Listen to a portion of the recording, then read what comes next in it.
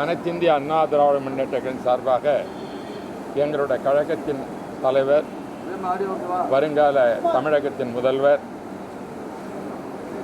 உயர் திரு எடப்பாடி பழனிசாமி அவர்கள் எனக்கு ஒரு நல்வாய்ப்பினை கொடுத்து மீண்டும் இப்பொழுது நாடாளுமன்றத்தில் மாநில அவையில் பணியாற்றுவதற்காக வாய்ப்பை தந்திருக்கின்றார். அவருக்கு மிகவும் நன்றியும் கடமைப்பட்டவனாக இருக்கின்றேன். 2020 எனக்கு இதே ஒரு பொறுப்பினை தந்தார். மீண்டும் 2வது முறையாக மாநிலங்களவையில் பணியாற்றுவதற்கு நாடாளுமன்றத்திற்கு ஒரு வாய்ப்பினை தந்திருப்பதற்கு அவருக்கு என்னுடைய பணிவான நன்றியை முதலில் தெரிவித்துக் கொள்கிறேன். என்னுடைய அரசியல் வாழ்க்கை பற்றி உங்களுக்கு சொல்ல வேண்டும் என்றால், நான் மாணவ பருவத்திலிருந்து புரட்சித் தலைவர் எம்ஜிஆர் அவர்களுடைய விசுவாசியாக இருந்தவன். மாணவ பருவத்தில் அனைத்து இந்திய அண்ணா திராவிட முன்னேற்ற கழகம் 1972ஆம் ஆண்டு ஆரம்பித்தது. அந்த கழகத்தின் உறுப்பினராக நான் பணியாற்றியவன். மாணவர் பருவத்தில் புரட்சித் தலைவர் அவர்கள் எனக்கு 1984ஆம் ஆண்டு நடைபெற்ற நாடாளுமன்ற தேர்தலில் தருமபுரி நாடாளுமன்ற தொகுதியில் போட்டியிட வைத்து வெற்றி பெற செய்து, அவர் அமெரிக்காவிலிருந்து மருத்துவமனை இருந்தால் கூட எனக்கு அந்த வாய்ப்பை தர வேண்டும் என்பதற்காக பாராளுமன்றத்திலே துணை சபாநாயகர் என்ற ஒரு பதவியை எனக்கு தந்தவர் புரட்சித் தலைவர் எம்ஜிஆர் அவர்கள். என்னுடைய அரசியல் பயணம் 1985 மாணவர் பகுதி இருந்தால் கூட பொது வாழ்க்கை இது போன்ற நாடாளுமன்ற சட்டமன்றனுடைய பணியானது 1984ஆம் ஆண்டு துவங்கியது. அன்று என்னுடைய வயது 33 வயது. அந்த இளம் வயதிலேயே புரட்சித் தலைவர் எம்ஜிஆர் அவர்கள் அனைத்திந்திய அண்ணா திராவிட முன்னேற்ற கழகத்தினுடைய குரலை ஒழிக்க வேண்டும், அதே நேரத்தில் ஒரு நல்ல ஒரு பொறுப்பினை அங்கே தர வேண்டும் என்பதற்காக முதலில் என்னை நாடாளுமன்றத்துடன் சரணாக்கினார் புரட்சித் தலைவர் எம்ஜிஆர் அவர்கள். அதற்கு பிறகு புரட்சித் தலைவி அம்மா அவர்கள் ஆட்சிக்கு வந்தவுடனேயே மத்திய ஆட்சிக்கு வருவதற்கு முன்பாக 1998 பாரதிய ஜனதா கட்சியும் அனைத்து இந்திய அண்ணா திராவிட கூட்டணி வைத்து தேர்தலில் போட்டியிட்ட பொழுது என்னை கரூர் நாடாளுமன்றத்தில் போட்டியிட வைத்தார்கள். அந்த வெற்றி பெற்ற பிறகு மத்திய அமைச்சராக்கினார்கள். அந்த மத்திய அமைச்சர் வாஜ்பாய் அரசனுடைய மத்திய அமைச்சராக இருக்கும் பொழுது எனக்கு தந்த பொறுப்பானது சட்டம் ஒழுங்கு, பிறகு நீதி, தரைவழி போக்குவரத்து, ஷிப்பிங், கடல் சான்ற எல்லா பொறுப்புகளையும் தந்து கேபினெட்டில் 5வது ரேங்க்கு. வாஜ்பாய் அவர்கள் பிரதமர், எல்கே அத்வானி அவர்கள் அடுத்ததாக, முரளி மனோகர் ஜோஷி அடுத்ததாக, அதற்கு அடுத்ததாக ஜார்ஜ் பெர்னாண்டஸ். 5வது இடம் அனைத்திந்திய அண்ணா திராவிட முன்னேற்ற கழகத்திற்கு புரட்சித் தலைவர் அம்மா அவர்கள் என்னை சட்டத்துறை அமைச்சராக அமைத்தது ஒரு வாழ்க்கையில் எனக்கு ஒரு திருப்புமுனையாக அமைந்தது.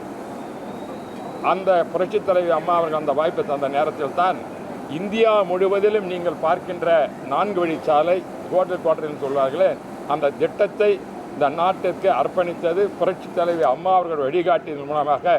நான் அமைச்சராக இருக்கும்பொழுது வாஜ்பாய் அவர்களே இன்று அந்த திட்டத்தை கொண்டு வந்து இன்றைய கட்டமைப்பின் காரணமாக இந்தியாவினுடைய வளர்ச்சிக்கு அடித்தளத்தை வைத்தது அனைத்து இந்திய அண்ணா திராவிட முன்னேற்ற கழகம் என்ற அந்த இயக்கத்தின் சார்பாக அம்மா அவர்கள் எனக்கு மத்திய அமைச்சரிலே அந்த பதவி தந்ததன் காரணமாக அடுத்த ஒரு வாழ்க்கை.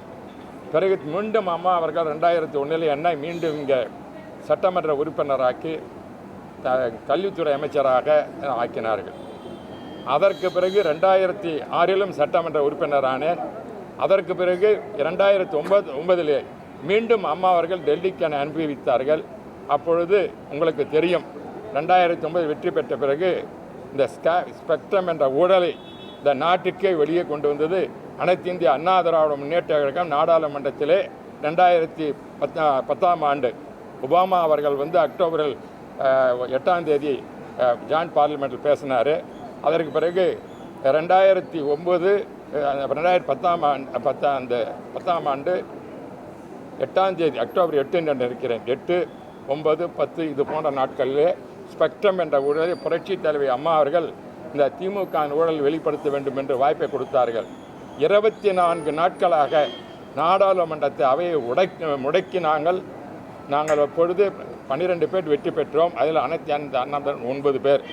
ஒரு சரித்திரமானது இன்று உருவாகி இருக்கிறது என்றால் ஒரு புதிய ஒரு அரசு இந்த அரசியல் உருவாகின காரணம் அந்த ஸ்பெக்ட்ரம் என்ற ஊழலை அனைத்திந்திய அண்ணா திராவிட முன்னேற்ற கழகம் புரட்சி தலைவி அம்மா அவர்கள் வந்த வழியிலே அந்த குரலை கொடுத்தது. அன்றைய நாடாளுமன்றத்தின் குழு தலைவராக நான் இருந்ததன் காரணமாகத்தான் இன்று ஒரு மாபெரும் மாற்றம் அரசியல் இந்தியா ஏற்பட்டதுக்கு காரணம் இந்த ஸ்பெக்ட்ரம் ஊழல் தான். அந்த ஸ்பெக்ட்ரம் ஊழலுக்கு காரணம் ராஜா போன்றவர்கள் உங்களுக்கு திகார் ஜெயிலுக்கு சென்றது தெரியும். அதற்கு பிறகு இந்தியா முழுவதும் தேர்தல் வரும்பொழுது 2014 மக்கள் காங்கிரஸை புறக்கணித்தது காரணம் திராவிட முன்னேற்ற கழகம் செய்த ஸ்பெக்ட்ரம் ஊழலின் காரணமாக காங்கிரஸுக்கான ஒரு பெரிய அடி விழுந்தது. அதிலிருந்து இன்று வரையில் காங்கிரஸ் வராத காரணம் அன்று அனைத்திந்திய அண்ணா திராவிட முன்னேற்ற கழகம் நாடாளுமன்றத்திலே புரட்சி தலைவர் அம்மா அவர்கள் வெளியிலே அந்த குரலை எழுப்பதின் காரணமாகத்தான் இந்த காங்கிரஸ் நிலைமை இன்று கொண்டிருக்கு. அப்பொழுது நான் பேசினேன், சோனியா காந்தி இருந்தார்கள்.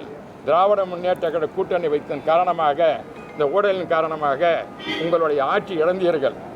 ஆனால் அப்பொழுதுதான் மோடிக்கு அவர்களுக்கும் ஒரு திருப்புமுனையாக அமைந்தது.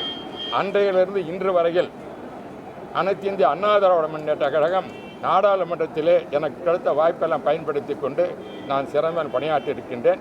அதற்கு பிறகு மீண்டும் நம்முடைய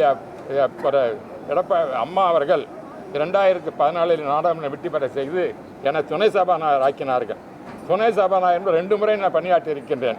2004 2009, அதே போல் 2014-19 வரையில் இதுவரை 2 முறை நாடாளுமன்றத்தினுடைய துணைவேந்தர் ஆகியது அனைத்து இந்திய அண்ணா திராவிட உறுப்பினராகிய எனக்கு தந்த ஒரு வாய்ப்பாக இந்த இயக்கத்திலே மீண்டும் இப்பொழுது எடப்பாடி பழனிசாமி அவர்கள் 2020 எனக்கு இந்த பொறுப்பினை தந்து மாநில உறுப்பினர் ஆக்கினார்கள். அதற்கு பிறகு மீண்டும் இப்பொழுது எனக்கு அந்த வாய்ப்பை தந்திருக்கின்றார்கள்.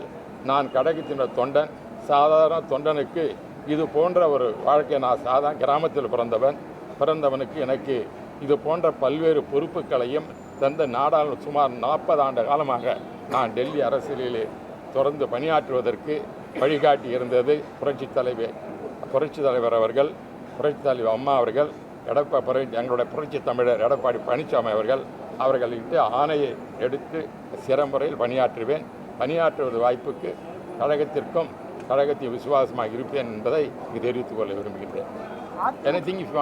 அதிமுக சார்பில் தொகுதி பங்கீடு எப்போது தொடங்கப்படும்? நாங்கள் பாராளுமன்ற எம்பி பற்றி பேசுங்க. நான் உனக்கு கழக தொண்டனுங்க. கழக தொண்டன் நாடாளுமன்ற உறுப்பினர். எனக்கு ஒரு வாய்ப்பை எடப்பாடி பழனிசாமி தந்திருக்கின்றார்கள். அவருக்கு நான் என்றும் நன்றியுடன் விசுவாசமாக இருப்பவன் நான்.